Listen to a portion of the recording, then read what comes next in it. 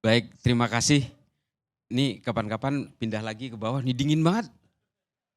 Nggak nyangka saya. Minggu depan udah di bawah. Itu keren. Ini saya ke-6 kalinya di ELC. Bisa cari narsum lain nggak sih? Begini, kalau saya mungkin karena sudah banyak dibahas oleh Mbak Monik, oleh Mas Irfan, Kang Irfan dan Mas Husen Gaza ya. Jadi yang paling saya membuat sangat concern dalam perang antara Iran dan Israel ini, ketika agama itu menjadi alat legitimasi. Memang Mbak Munik tidak mau masuk ke ranah itu, tapi berkali-kali nyitir Alkitab. Maka perang, kejahatan apapun, dilakukan oleh siapapun, ketika dilegitimasi dengan bumbu-bumbu agama, maka semua kejahatan akan terlihat terhormat. Dan apapun yang dilakukan oleh pihak yang didukung, atas nama agama juga, semua akan disanjung dan dibenarkan. Baik itu yang mendukung Iran atau yang mendukung Israel, kalau dia menggunakan sitiran kitab-kitab suci. Apalagi tadi Kang Irfan udah bilang bahwa ini soal messianic belief kedua pihak dan sebagainya. Tinjauan-tinjauan seperti ini sama persis seperti sejarah bagaimana konflik dan ceceran darah berlapis-lapis yang terjadi di Yerusalem. Simon Sebag Montefiore, The Autobiography of Jerusalem. Atau di dalam Islam itu, di dalam Arab itu disebut sebagai Baitul Maqdis. Mulai dari zaman Titus Vespasian sampai sekelas Rasputin, khalifah pertama di dalam Bani Abbasiyah, As-Soffah namanya. Sudah menumpahkan darah, berceceran darah, sehingga Yerusalem itu disebut sebagai kota yang dibangun dari reruntuhan puing-puing perang selama berabad-abad, ribuan tahun. Dan hampir semuanya perang dan pelanggaran kemanusiaan yang terjadi di sana, kita bicara di sana, atas nama keyakinan-keyakinan teologis. Semuanya. Nah ini adalah gambaran bahwa tidak boleh aksi-aksi dehumanisme itu kemudian dilegitimasi oleh sitiran ayat-ayat atau atas nama agama apapun. Karena kita meyakini semua manusia apapun agamanya, apapun sukunya diciptakan oleh Tuhan yang sama. Jadi jangan pernah punya anggapan bahwa Tuhan memerintahkan manusia, menciptakan manusia dan memerintahkan manusia untuk memberikan kebebasan membunuh orang lain. Agama apapun selalu mengajarkan kasih, cinta dan kedamaian. Itu yang harus kita yakini. Kalau kemudian ada manusia berperang, itu karena persoalan politik, persoalan kekuasaan, ekspansi kekuasaan. Saya mungkin gak apa-apa, saya siap untuk menjadi satu-satunya yang mengatakan perang salib pun, banyak orang mengatakan itu perangnya Islam dan Kristen. Menurut saya, what the hell was that? Itu perangnya orang Eropa dan orang Arab yang sama-sama ingin melakukan ekspansi kekuasaan. Termasuk juga Muhammad Al-Fatih menaklukkan Konstantinopel. Dibilang ini adalah kebangkitan Islam yang kemudian menjadi Istanbul hari ini. Yang kemudian dihubungkan oleh jembatan Bosforus yang akhirnya menjadi negara Turki dan semuanya bisa diislamkan. Bukan, itu ekspansi politik. Sama seperti Kekaisaran Ottoman melakukan serangan ke bangsa Armenia. Dihajar habis-habiskan. Dan sama juga seperti kekuasaan politik Islam di Andalus mulai dari semenanjung Iberia sampai ke Toulouse di Prancis sana. Menguasai Eropa. Setelah politik Islam tersungkur di Eropa, apa yang terjadi? Kekalahan perang kemudian membuat orang Islam dibaptis paksa. Memegang Al-Quran sambil dibaptis sambil menangis. Orang-orang yang menolak menjadi orang-orang Kristen di sana kemudian disalib. Atas nama agama semua kejahatan terlihat terhormat. Ini berlaku kepada dua pihak. Mau Iran mau Israel, silakan berperang.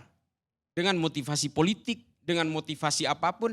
Tapi jangan pernah masukkan agama, ayat-ayat suci, Alkitab, Taurat dan sebagainya. Jangan masukkan ke situ. Karena apa? Yang menjadi korban adalah peradaban manusia. Dan ini bukan hanya terjadi hari ini. Semua perang-perang pembantaian, termasuk juga pembantaian Sayyidina Husain di Karbala dan sebagainya. Itu kan sebenarnya atas nama kepentingan politik. Termasuk orang yang hari ini mengkafir-kafirkan Syiah sebelumnya. Saya bukan Syiah, tapi gara-gara ngomong begini saya sering dituduh Syiah. Saya ini Islam aja, nggak usah dibagi-bagi dalam sekte, meskipun saya NU, ya. Tapi jangan kemudian aksi-aksi pembantaian terhadap orang lain, pembunuhan orang lain, baik secara masif atau secara personal, jangan kemudian dilegitimasi dengan berbagai sitiran seolah-olah itu perintah Tuhan. Itu bukan perintah Tuhan, itu perintah ambisinya sendiri. Dan perang Iran dan Israel hari ini adalah tanggung renteng dari produk-produk kolonial. Ini produk-produk kolonial semua. Tanah orang lain diputuskan oleh orang lain untuk dibagi-bagi. Dan hari ini semua berkecamuk tuh. Perang India dan Pakistan itu juga produk kolonial itu. Karena dibagi-bagi oleh penjajah. Termasuk juga apa yang terjadi di Israel dan berbagai tanah Arab di Timur Tengah ini. Ini kan hasil perjanjian Sykes-Picot. Setelah itu Arthur Balfour. Setelah itu kemudian berusaha dinetralisir oleh Abraham Accord dan sebagainya. Sudah terlambat. Permusuhan itu sudah menjadi residu dan mengekstraksi di banyak orang. Karena apa? Karena dibawa ke dalam ranah teologis. Dan itu banyak terjadi. Termasuk juga The Army of Christ di Amerika, Ku Klux Klan di Amerika. Termasuk juga Hindu supremasis, Hindutva, Shiv Sena, Asin Wiratu yang mengatasnamakan Buddha di Myanmar. Semua sama. Di Indonesia juga banyak kelompok-kelompok teror yang mengatasnamakan agama seolah-olah dia dihalalkan oleh Tuhan untuk membinasakan orang lain.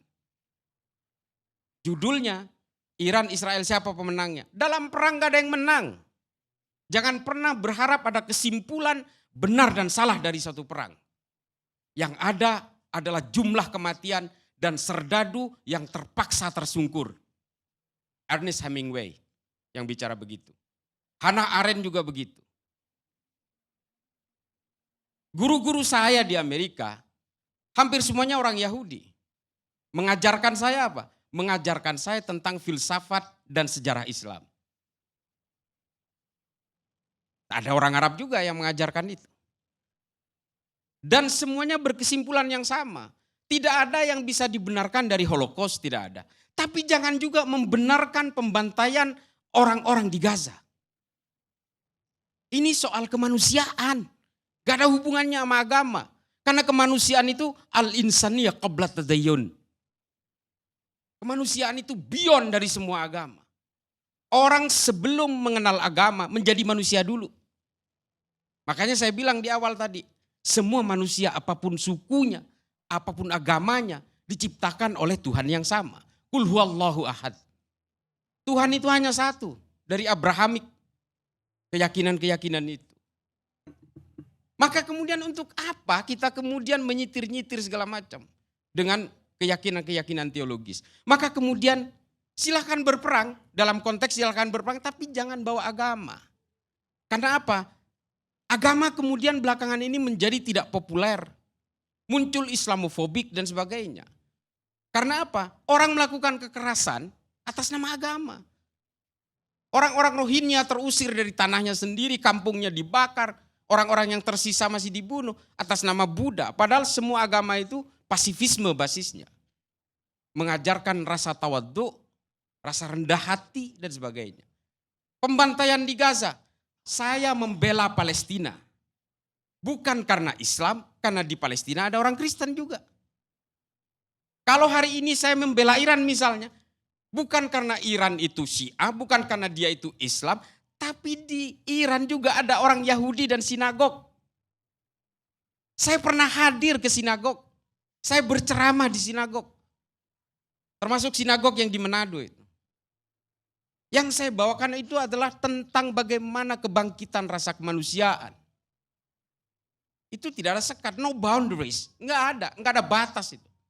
Nah maka oleh karena itu kepada kawan-kawan sekalian nanti soal tinjauan masing-masing ada Prof. Hikmahanto. Itu nanti ditinjau secara geopolitik dan sebagainya. Tapi yang ingin saya tekankan di sini, Jangan pernah kita terjebak keberpihakan dalam perang. Mau menang, mau kalah, korbannya adalah kemanusiaan.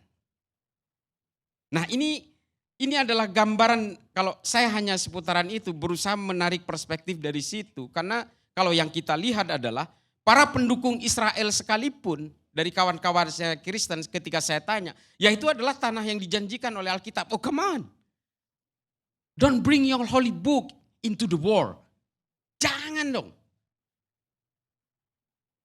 Seolah-olah kitab suci itu mengajarkan orang untuk boleh membinasakan orang atas nama ayat-ayat dari Tuhan. Enggak ada itu. DNA-nya agama, siapapun apapun agamanya, DNA-nya itu adalah cinta, kasih, dan kedamaian.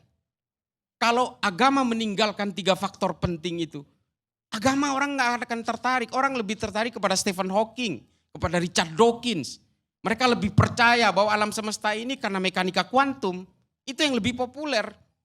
Kenapa? Karena ketika melihat orang tentang sisi agama, kalau saya masuk ke dalam ranah agama, saya akan diajarkan untuk membenci dan gelisah oleh keyakinan orang lain. Makanya kemudian Nietzsche memilih Zarathustra dan kemudian berkata bahwa Tuhan itu sebenarnya enggak ada, diciptakan oleh manusia sebagai alat penakut di dalam otaknya sendiri.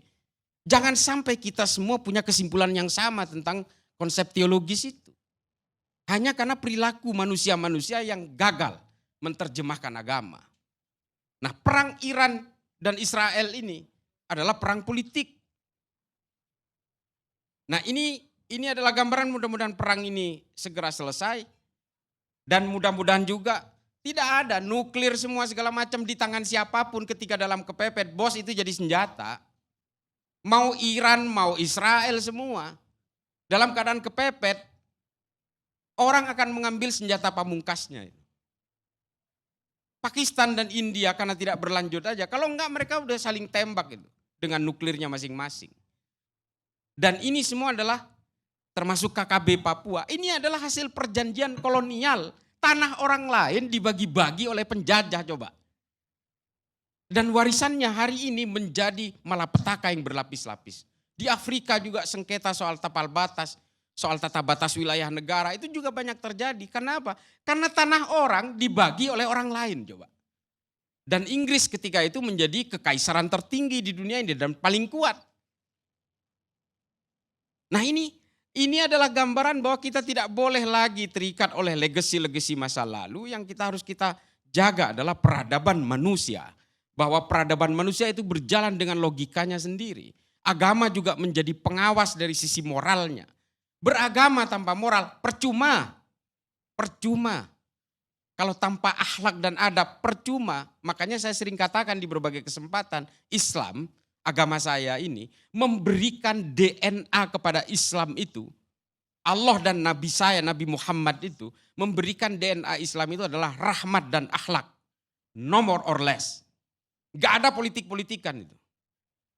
Kalau ada orang beragama, berpolitik ya silakan aja. Tapi jangan pernah bawa agama itu untuk mengatasnamakan kepentingan politik. Makanya saya juga agak protes tuh kepada Ali Khamenei.